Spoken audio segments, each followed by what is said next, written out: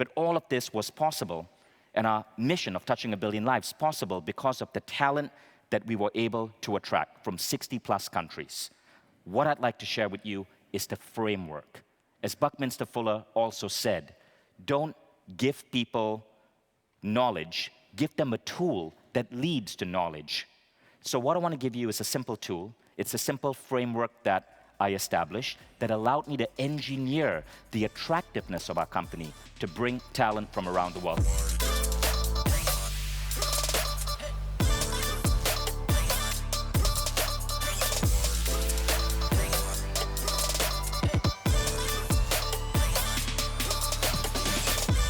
So today, to talk about hacking workplace culture, how you can get the most out of people's potential, I'd like you again to give a fabulous, raucous welcome, please, to the wonderful Vishen Lakhiani. Vishen, please. Thank you, Nigel. Thank you. You'd like that. Hi, everyone. The lights are kind of blinding, but I trust there are people out there. So, firstly, Nigel, I so love the fact that you made a comment that intellectuals have a brain disease of presenting ideas in 4-box models, because that's exactly what I'm going to do. I'm going to share with you an idea in a 4-box model. But before I get there, I want to share with you the story of why I'm on this stage in the first place. In 2003, I started my ed tech company, Mind Valley, in New York City. And I was incredibly excited. I'd grown up in Malaysia, and I'd moved to the United States to study computer engineering. I'd lived there at this point for 9 years. I married my then wife, Christina, who was Estonian, brought her to New York, and there our goal was to start a company together, raise kids, little baby Americans, and settle into this new life in my favorite city in the world. Now, 2003 was 2 years after the tragic events of September 11, and the world was going through an incredible change. And one day, I showed up at JFK Airport. And I showed up at JFK Airport maybe hundreds of times, but this time something was different. As I showed up and showed my passport, my Malaysian passport with my US work visa, I was asked to follow the immigration officer to a back room. And there, he laid out the news for me. He said, you've been added to a watch list. I said, what does that mean? He goes, well, you know, times are different right now. You were born in a Muslim country, and we have to be observing you. So I'm like, I'm born in Malaysia. It is a country that is half Muslim, half Chinese, half Christian. We're a diverse country like Brazil, like the United States. My religious beliefs shouldn't even be an issue over here. What do you mean I've been added to a damn watch list? He's like, don't you raise your voice on me. You are now on this watch list, and here's what it means. And there, I learned my fate that day. What it basically meant is that I could no longer use certain airports. I had to go for a 2-hour interrogation before boarding a flight. Getting off a flight, I had to go through another 2 hours. Traveling was going to be a pain, but it was worse than that. Every 4 weeks, I had to wait in line, 4 hours long, at a government facility in New York City. 4 hours sometimes in the cold, in the snow. The line stretched 4 blocks for my turn to show up, where an immigration officer would fingerprint me, take my mugshot, and then I had to give them my credit card so they could see if I bought anything, I guess, dangerous, like fertilizer. This was my life. Every 4 weeks, I had to set aside a Friday to go for this bullshit process because I happen to be brown and born in a Muslim country. Now, I turned to my wife after one of these ordeals, and I'm like, I can't do this anymore. Like, in my head, I was so damn angry. But I didn't know if I was angry at the United States, the country I loved, or I was angry at brown people. I had no idea what I was angry with, but I knew I didn't want to do this anymore. And so I had to make a painful decision. I had to leave the country I loved and move back to the country I was trying to escape from, Malaysia. So in 2003, I found myself moving back to Kuala Lumpur, Malaysia. Now back then, Kuala Lumpur was going through a very tragic situation of brain drain. My friends told me, Vishen, why the hell did you come back? There are no opportunities over here. There is no talent here. You will never build your company here. You see, back then in 2003, Malaysia was losing 1% of its population every single year to brain drain. People were leaving for better opportunities in Hong Kong, in Singapore, in Canada, in the UK. And so I was faced with this crazy situation. There was very little talent in Malaysia that I could hire. There were very little opportunities. There were no startup incubators. I had to build my dream from a Starbucks, using their free coffee and ordering like the biggest glass of Starbucks Frappuccino I could order that would hopefully last me 8 hours and give me free Wi-Fi. So sitting there in that Starbucks, I faced a realization. I could believe what everyone else I knew in Malaysia were telling me, that there's no opportunity here, or I could choose to do something about it. Now, I've always been a big fan of this dude, Buckminster Fuller. And Bucky had a quote, that basically says this: you never change things by fighting existing reality. To change something, build a new model that makes the existing model obsolete. What he's saying is, don't obsess on the damn problem. Create a vision that makes that problem obsolete. So I thought, okay, I'm in this country, brain drain, there aren't enough talent over here. How can I create a vision to make that obsolete? And an idea hit me. What if I could figure out a way to create the world's best place to work in Kuala Lumpur? So that became my obsession. Now, I knew it was a wild idea because typically when you think of the world's best place to work, the world's best office, it tends to be in New York or LA or London, not frickin' Kuala Lumpur. But this became my obsession. One obsession was building up my edtech company. The other obsession was hacking work, figuring out what would motivate people from all around the world to move to Malaysia. I decided if there's no talent over here, I want to create a company that is such a magnet for talent that I will drain brains from other countries and bring them to Malaysia. That is what I want to share with you. Now, what happened next was kind of weird, but I bet you can all relate. Have you ever set a goal, and sometimes you don't know how to get there, but somehow it just seems that the right answers, the right insights come to you, and you figure it out on the way? Raise your hand if you relate to what I'm talking about. Now, that was exactly what happened. I can't explain it, but insights, ideas, synchronicities started happening to move me towards this goal of building the world's greatest place to work. Now, of course, I'm not saying we're there yet. In fact, I think we are far from there. But the obsession with building a place that would drain brains from other countries and make them willingly move to Kuala Lumpur, Malaysia, was what pulled me through. And we started doing it.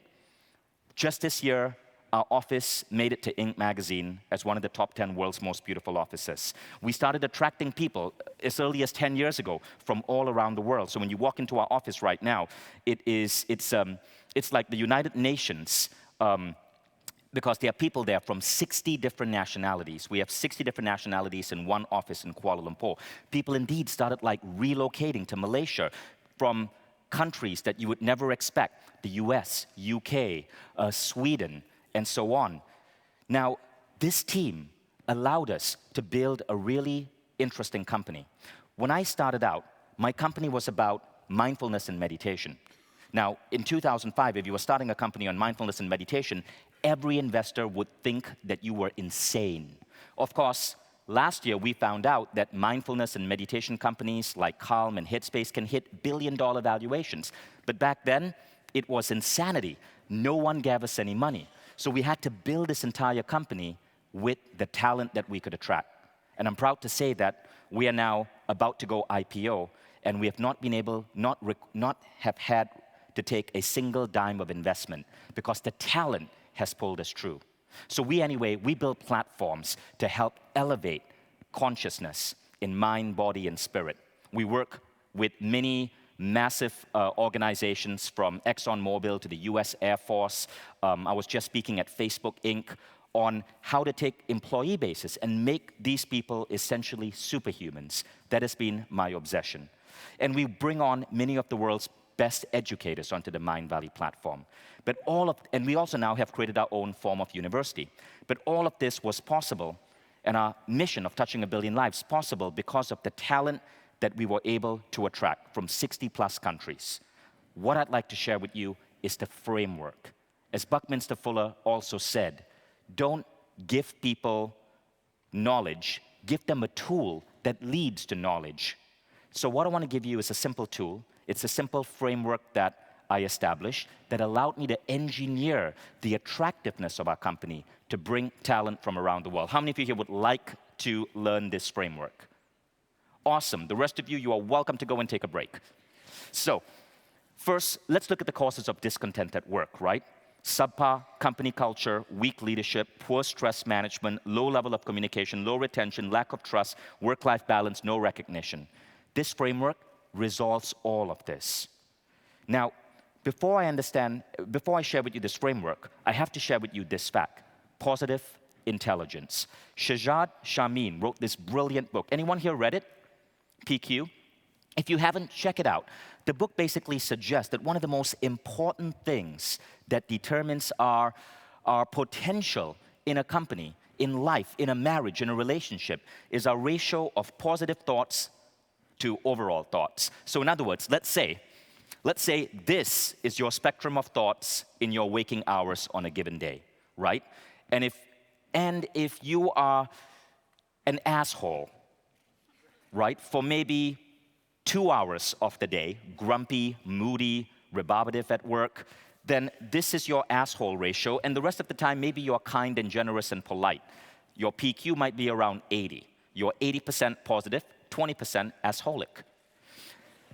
Now, what Shahzad Shamin suggests is that worker productivity correlates with higher PQ. In fact, he says that the number one quality of high-performing teams is positive intelligence. And he cites study after study after study that's starting to show this. For example, one study in Harvard showed that the nicest people in the office, people with what they call high social connectivity scores. So these are the people where when they leave to get a coffee, they will ask you, hey, can I get you something? The people who are in the top 25% of niceness are 40% more likely to get a raise. This study is so counterintuitive to what we think about the competitive person or the tough person being the one who gets recognized. So some of the things that they share is that, in the book, is that salespeople who are positive outsell by 37% more. Doctors who are positive make 19% better diagnoses. But here's the crazy thing about this study, right? The positivity is a tiny nuance. It's not like these doctors wake up every morning, sing a Disney song, and then skip to work. What they did in this study is, before they sent the doctor to diagnose a patient, they simply gave the doctor a lollipop. That's it, a lollipop. When the doctors who got the lollipop and smiled because it was unusual and it was tasty, went to diagnose the patient, their diagnoses were 19% more accurate. Think about what lollipops can do for the US healthcare industry. So, a tiny little nuance can create a big performance boost. Higher PQ workers take fewer sick days, are less likely to become burned out or quit. And when it comes to PQ and management, CEOs who have higher PQ do better. Project teams with higher PQ leaders do 31% better. In fact, a comparison of 60 teams in one study showed that a team's PQ, the positivity of the team and how it works with each other, was the single biggest contributor to a team's success. So, what is that framework? This framework is about elevating PQ. It's about elevating the positive emotions that people experience in a given day, as an individual, as a boss, as a CEO, as a team. And here's kind of how that framework evolved. So when I was interviewing people, I think as a founder, I've interviewed maybe 2,000 people. I would take out my iPad, I would draw this 4-box model, because I have that mental disease that Nigel spoke about, and I would ask people, imagine you have 10 coins. How would you place these coins in terms of what is important to you about work? Now, the first box is happiness. This means, you wake up every day and you love your coworkers. You are happy with the environment you're at. The second one is abundance. This means you're earning a good income. You can afford the car, the apartment, the life that you want. The third is growth. This means you're growing in your work. And the fourth is meaning. This means your job gives you that sense of meaning. Now, different companies have a different a relationship to 4 of these. If you work for the United Nations, high meaning, really, really high levels of meaning. Happiness may not be as high. My ex-wife used to volunteer for the UNHCR. She had to work with Rohingya refugees. She would come back really sad because she saw so much pain. But her level of meaning was so high because she was doing something so good for the world. If you work in Wall Street, abundance is going to be high. You may not be happy with your coworkers because it's so competitive. You may not feel that you're growing, but hell, you might be able to retire by age 45. You're working for a company like Google or Facebook, happiness levels are going to be crazy high because of all the free food and the beautiful campus and the coworkers that you have. Different companies have a different print in terms of these. And you got to know what your company print is. So by asking this question, I could figure out if this person was going to be happy with the job. So that was the first thing it did. But something else happened. Years later, I picked up a book on Abraham Maslow. And I realized something. These 4 things I observed in people I was interviewing directly correlated with Maslow's pyramid. So here's what it looks like, right? Happiness. When I was asking people about happiness, I always was referencing their coworkers. Turns out, love and belonging is the #1 contributor to that feeling of happiness. So that one correlates with the 4th level of Maslow's pyramid. Abundance. Well, we think of abundance as money. But really, money is a means to an end. The end goal is really experiencing life, having that car, having that apartment. It's basically a feeling of esteem. The 3rd one is growth, which Maslow clearly says is self-actualization. And the 4th meaning, self-transcendence. So as I continued evolving this framework, I started moving on to Maslow's definition and figuring out how can companies provide self-transcendence, self-actualization, esteem, and love and belonging. And as I engineered the company culture to do that, what happened is we started becoming really magnetic to employees. Now, this is a framework that anybody could use, but we don't, because we think human beings operate like robots. We think human beings come and they want to see the list of job skills and requirements. They want to see the salary. That's true to some degree. But we are so much more than automatons. We are so much more than an algorithm that decides, oh, I can do this and the company needs this. I like that salary. We have hopes. We have dreams. We want to change the world. We want to meet coworkers that we might have as best friends or fall in love with. We want to feel a sense of meaning. We want to grow. We want to feel significant. Maslow's model gives us that. So we're going to come back to these 4 ideas. Now let's talk about how do you craft your culture. A lot of people talk about culture. You've all heard that Peter Drucker quote, "Culture eats strategy for breakfast." But few people and few companies understand a framework for culture. This is what I want to give you. I want to suggest that Maslow is one of the best frameworks you can use for culture. And I kind of studied this myself in my interview with over 2,000 people. There was a direct correlation with Maslow. When I polled people and I asked them, what matters to you in a job? So let's look at the first quality, right? Happiness. How do you elevate? What do people mean by happiness and how do you elevate it? Well, it turns out in a Harvard study by Ed Diener, the only thing that correlates perfectly with happiness is strength of your human connection. In this Harvard study, they tried to see what truly made us happy. Was it warm weather? Was it was it having great health? Was it money? Wasn't any of these.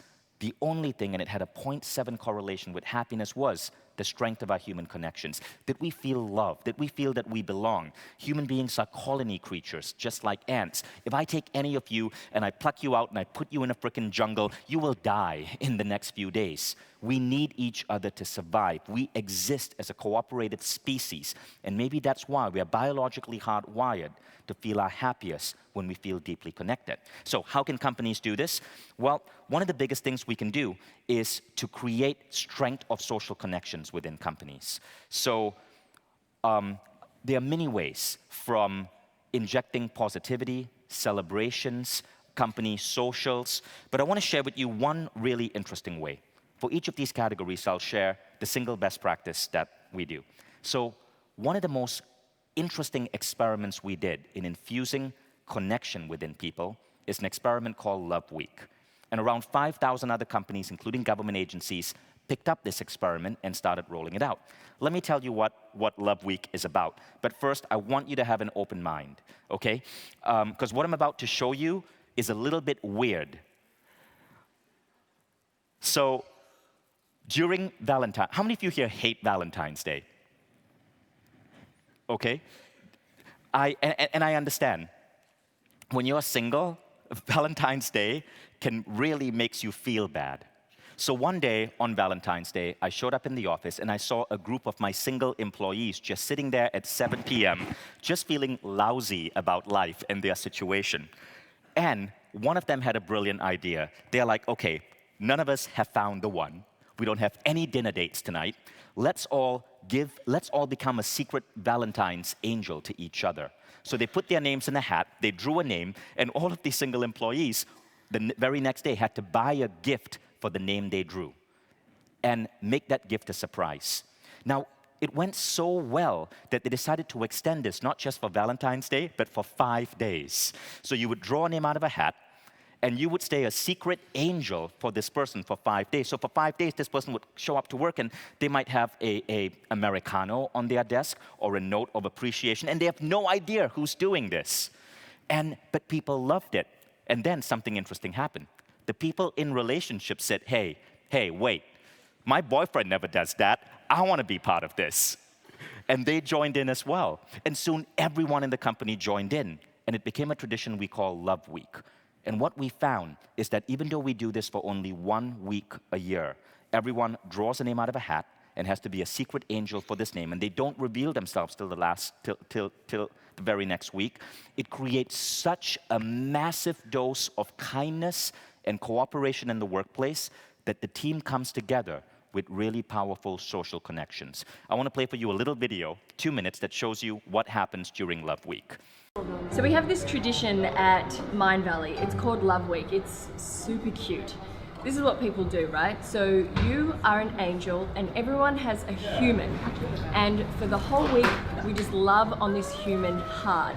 Like, we get super creative, right? We give them fruit platters and it's all a surprise, and chocolates and really funny notes and pens, and we buy them lunch and they have no idea.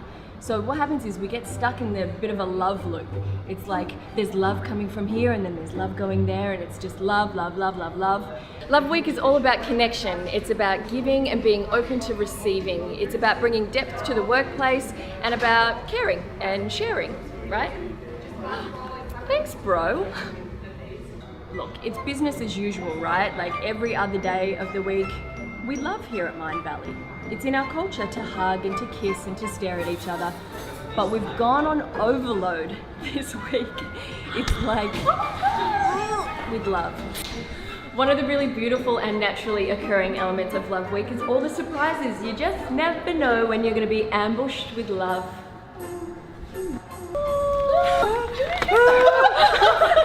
People get really creative and they think, how can I best express my love for this person?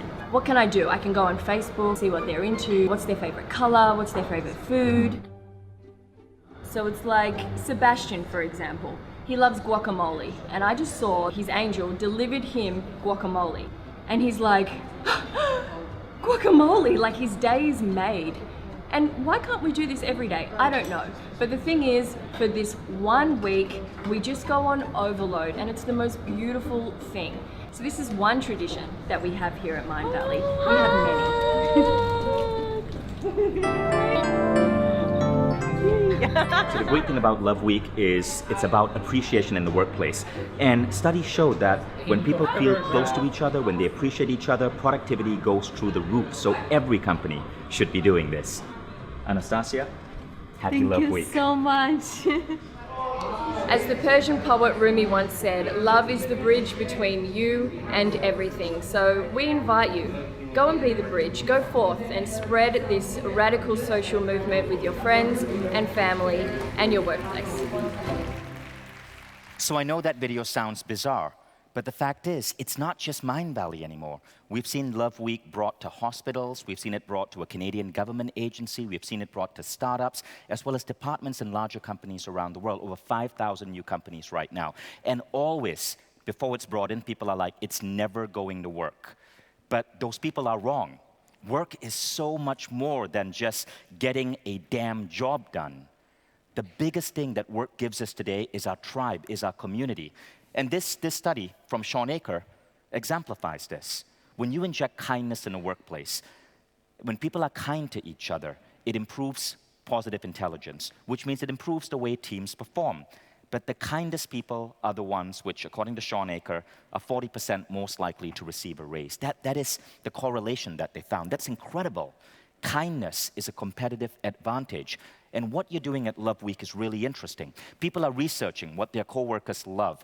They are exemplifying kindness. They are doing it all anonymously. But the craziest thing is this. When I ask the people in my company, around 300 employees, what they love most about Love Week, it is not the receiving of the gift. It is the giving of the gift. That is one of the things that we didn't expect. People loved giving. They loved being able to research their coworkers, identify what those coworkers like, maybe surprising the coworker with a favorite lunch coupon for their favorite restaurant in the city. The giving was where the magic happened. And this created so much trust, so much sense of belonging that productivity soars. Now, the biggest objection here is that when you're running something like Love Week, does work actually get done? During Love Week, I estimate that productivity, actual work, is down by about 2 hours a day. That's it, 2 hours a day. That's around 10 hours of worker productivity tossed out the window. But human beings are more complex than just productivity per hour. What we've noticed is that by doing Love Week, later on, after Love Week, almost a year ahead, productivity and engagement is higher. People stay with us longer. Friends who watch videos about Love Week or watch people at Mindvalley sharing the gifts they got at Love Week, they apply to Mindvalley, to the point where 55% of our hires now come from recommendations from existing people in the company. So magic happens when you're willing to break the bullshit rules of work, or the rules. And one of the biggest rules of work is that work is about getting a job done. No. When you understand that your company, that your division, that your team is about giving people a means to earn a fair salary, but also giving people love, connection, bonding, and happiness, the paradigm shifts. Governments do not provide that. Religion is dying out, especially in places here in Europe. Our new sense of belonging, our new sense of happiness comes from the workplace. When you see that, everything changes. Now, if love and connection is that first variable, let's look at the other three really quickly. Okay, now the second one is abundance. Now, abundance is basically this. People want to live life. They want to feel good about themselves. But studies show that that your happiness associated with money caps at about $75K if you're in the US. Then it actually goes down slightly, and it never really goes up again. What this is really saying is that it's not money, but it's really abundance of opportunities in life, right? What is it that we want to experience in life? So one of the first things that we do in our company is that we send people, when you join, on a 4-day retreat to the mountains, where they spend 4 days with coaches, and they go deep and create a bucket list for themselves. It's more than a bucket list. This is a simplified version. They actually create a 75-page book with their vision for their life in every category of their life. Their family, their parenting goals, their health goals. Then they go deep. They go deep into their beliefs about health, their strategy for improving their health, their strategy for improving the quality of life with their family, the quality of life with their relationships. And they emerge out of a 4-day retreat with a 75-page business plan for their life. And then we tell them, look, if you look at this vision and you now have clarity on your life, and you decide that you want to go off and start your own thing or join another company, go ahead with our blessing. But if you believe that Mindvalley can help you get there, you're welcome to stay. In the last 1 year, not a single person has left. But people felt so appreciative for the company for being invested in their vision that our retention and our employee NPS shot up significantly. Now, here's what's going on here. Bill Jensen, who wrote the book Future Work, said this: The future of work is not just about asking your employees to be engaged in the company vision. It's about the company being engaged in the employees' vision for themselves. So what we do is, we have everyone, when they come, they do a simple basic exercise. They come up with a bucket list. It kind of looks like this, right? And we stick all of this on a giant pinboard, and we allow employees to go and look at each other's bucket list. We call this the blueprint for the soul, and collaborate with supporting each other's vision. For example, these 4 employees found that they all had a similar goal on their bucket list, and that was hike Nepal. So they all bought tickets together and went as a group to hike in the Himalayas. Beautiful, magical things like this happen. This is an experience that money cannot buy. What happened is that people got to support their coworkers in attaining their dreams. So we start with this simple one-page piece of paper that's a simple bucket list. It's called the 3 most important questions. If you want that framework, you can Google it. I've made it free. But then after around a few months, month 1 or 2 or 3, depending on when you join, we take a batch of new hires to the mountains for 4 days to go deeper. That framework is called Lifebook. They literally end up with a book about where they want their life to go. Now, by combining both of these together, what happens is we are investing in the employee's vision for themselves, and this has a remarkable effect. I would correlate this effect to almost being able to pay people 50% more. So here's how it happens in practice, right? One of the things that we encourage our managers to do is to show interest in the vision for the people on their team. So let's look at this particular bucket list. So on this bucket list, the woman there, Anastasia, she wrote that she wants to go to Nepal. So the manager might look at that. The manager will then go to a bookstore and buy a simple book on the Lonely Planet Guide to Nepal. Write a note in that book. Dear Anastasia, I saw your bucket list, and I wanted to buy this book to help you believe in your dreams. What did that cost? 25 euros. But what does it do for Anastasia? What we found is that it creates an incredible level of trust and belonging. And that trust leads to a very different manager-employee relationship. So I was actually the manager of this particular person, Anastasia. I bought her that book on Nepal. And I know that I can be really driven for perfection. And I know that Anastasia is amazing, but sometimes she may fail on a goal. And if I tell her, okay, look, this project really didn't go well, I think it sucks in this aspect, and this aspect it fails, she doesn't feel that I am judging her or I disrespect her. Because she knows I care. Because she knows I've taken the time to read her bucket list, to personally go to a bookstore and buy a book that matters to her. She knows that I am talking not about her, but about a work. And that piece of work, she can improve, she can learn, she can innovate, she can read a white paper on it. This practice thus allows us to be more radical in terms of our honesty with each other. It allows radical honesty, it allows communication, it allows feedback without hurting people. People feel hurt when they feel you don't care. But when you take the time to literally look at their goals and buy them a gift with your own money, 20 bucks, you create such incredible trust. So this is where abundance and esteem come in. Now, a Gallup study actually found this. In a survey of 10 million employees, they found that the best employees said, my supervisor or someone at work cared about me, and here's the line, as a person. Okay, so that's abundance. Now let's look at growth. So growth is a really interesting one. Maslow calls this self-actualization. What we try to do in our company is accommodate a personal growth lifestyle. The philosophy of growth is this. Sri Kumar Rao, the great MBA professor, says a very important thing missing from MBA programs is that they tell people that their life is about the business. This is not true. Rao, who teaches at Kellogg and Columbia and London Business School, said, your life is not about your business or your work. Rather, your work is simply the greatest vehicle for your personal growth. Your life needs to be about growth. If you fail at work, it doesn't matter. Did you grow? If you succeed at work, it doesn't matter. Did you grow?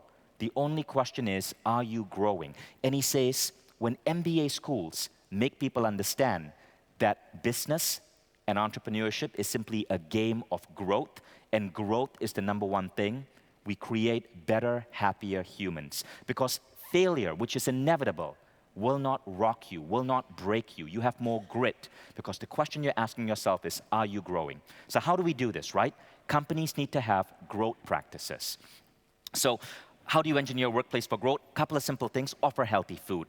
Get soft drinks and unhealthy food out of your cafeteria. Start learning a bit about nutrition and offering people foods that actually allow them to live a healthy lifestyle. In our company, we literally removed all sugar. You cannot find sugar. And people complained for 2 days. Then they found that they were able to overcome their sugar addiction. And we recently won an award for Malaysia's healthiest employee. And now we don't just offer healthy food, we encourage our people as they join the company to go to gym together and so on. What we found is that by changing the dialogue around food, the average person who joins our company, the average male, we haven't measured this for females yet, loses 10 kilograms in their first year. 10 kilograms. Now, I was just speaking at Facebook, and there they said the average person who joins Facebook gains 15 kilograms in the first year. That's stupid. Companies like Facebook and Google need to stop the free ice cream, the unlimited soda, because they think it's part of culture. It's not. You are fucking poisoning your employees.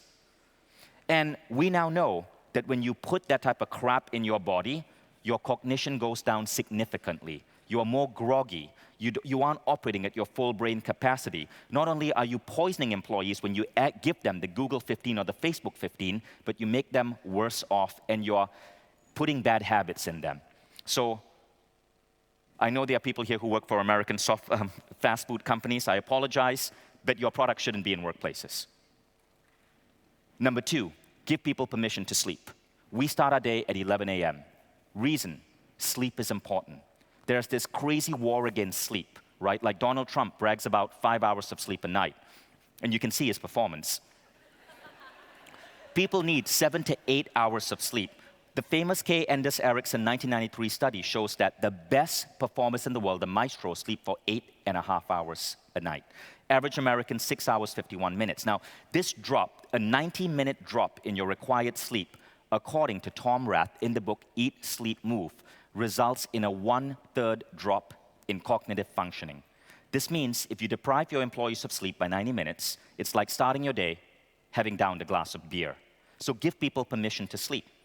Now, the third one is encourage fitness. Have a gym, bring in gym instructors. We bring in instructors to make sure our employees know how to be fit. Introduce meditation. Meditation used to be considered hokey. Last year, according to the book Altered Traits, 44% of the Fortune 100 introduced meditation training for their employees. It creates better PQ, it creates grit, it creates greater sense of social connectivity. And we often see this, our employees raving about their meditation practice. Number 5, give morning autonomy. This is an idea from Daniel Pink. He says there's a lot of this belief that you got to give people autonomy at work. Google talks about their 20% free time where you get to work on any project you want. Daniel Pink suggests in his book Drive that this is not true for all companies. People simply want to feel that they have some ownership over their lives. And you can do this by giving morning autonomy. In other words, if you need people to spend their 8-hour workday focused on the work you need them to do, that's okay. But give them their morning. Give them an hour in the morning where they can choose to spend time with the children, or go to gym, or meditate, or listen to an educational program. And that morning autonomy produces the same benefit and loyalty to a company as giving them that 20% time. Anyway, this is an idea from Daniel Pink. When you put all of these together, you have a recipe for growth. Now, the final one is meaning. And meaning is the peak of Maslow's pyramid. It is self-transcendence. You want to infuse meaning. I once asked Richard Branson a question. How is it that you founded so many companies and people are so happy working for the Virgin Group? What's your secret? And this is what he told me. It's all about finding and hiring people smarter than you, getting them to join your business, giving them good work, then getting out of the way and trusting them. You have to get out of the way so you can focus on the bigger vision. That's important. Then he paused, and then he said this. And here's the main thing. You must make them see their work as a mission. The mission is where meaning comes from. So, How do you make this happen if you're working in a traditional company, right? Let's say you manufacture glass. Well, let's go back to a very interesting idea from Daniel Pink once again. He says every company should start getting stories of their customers and sharing these stories with employees. An employee on a factory line may not know how the glass window he's manufacturing is benefiting a homeowner. So one of the things we did is we have a person in the company whose only job is to go forth and interview customers. And we create a little YouTube video channel for our own employees with our customer stories. And you can do the same. So what happens is that everyone, even someone deep in the company who's not directly touching a customer, gets to learn about how their work contributes to the betterment of someone's life. You do not have to be SpaceX. You don't have to be colonizing Mars or changing the education system. You could be manufacturing a commodity widget. But if you can gather these stories and share them, you help create meaning. Another way is taking a stand. And this means standing up for something. Companies like Patagonia and Nike do this very well. Nike stood up for diversity. Patagonia stood up for the environment. In a recent study of American consumers, 75% of consumers wanted and preferred to buy from companies that took a stand. And the same thing applies to employees. If you look at the recent walkouts at Google and Facebook, these were employees who wanted their company to take a stand. Same thing happened at Microsoft. Employees protested when Microsoft was offering the HoloLens as a tool for the military. Employees care about that. You got to make sure that your company is offering meaning to people. One of the most interesting things we found is that during Pride Month, we changed our company logo colors to the rainbow flag. And this was just because we have a lot of LGBT employees. We are in a Muslim country, and we want to be very open about our support for LGBT, because in many Muslim countries around the world, there's still no recognition of gay rights because of religion. I don't buy that bullshit. So we want to be very vocal about this, because if we don't stand for this, who will? Now, what interesting thing, though, is when we changed our logo to the LGBT pride colors for 1 month, sales actually went up on our advertising by 25%. It was really interesting. It turned out the consumers loved us more because they saw us taking a stand. So taking a stand is not just a way to retain employees, it actually contributes to the bottom line. We're entering a new era, and that is everyone is becoming an activist. When people look at the mess created by nationalism, Trumpism, Brexit, many people want to take a stand, and they want companies to do so. So I'm going to skip that video out of interest of time, but let's do a quick summary. Love and belonging, abundance and esteem, growth, and meaning. When you can put these 4 factors together in your company, and you don't have to do it in the exact way we did it, right? But when you put these 4 factors together, you are actually tapping into a really deep, natural core of the human being, something that Maslow identified decades ago that help us become better versions of ourselves. And your company becomes more than just a means to a paycheck. Your company becomes deeply integrated in someone's life, the way organized religion once did, the way fighting a war for your king or queen once did before. It gives people a sense of meaning, a way to grow, deep bonds and connection, and a way to truly experience the magic of life. So I hope you enjoyed that presentation. If you want to know more about Mindvalley solutions in this, just shoot an email to betterteams@mindvalley.com. We actually have built the world's, probably the most transformative human growth platform in the world. And right now we are working with companies around the world to deliver it to employees. Thank you, everyone.